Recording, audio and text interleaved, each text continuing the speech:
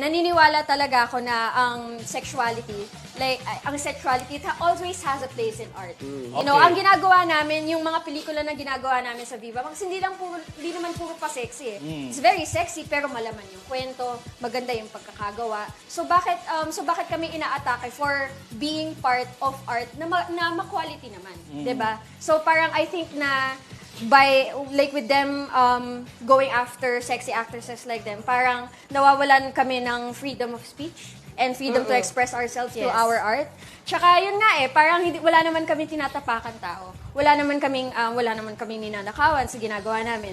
So ayun, hindi ako fan.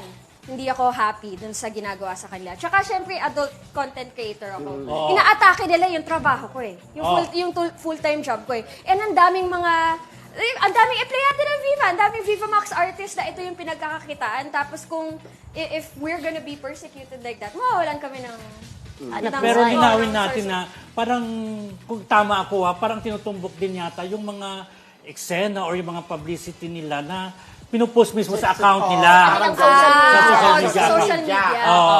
Pero kasi I Yung think, mga sexy, gano'n. oo, pero ano naman parang alam naman namin lahat na bawal yung hubot-hubad sa social media. And usually yung tinatarget nila, kahit yung mga bikini pics talaga ba?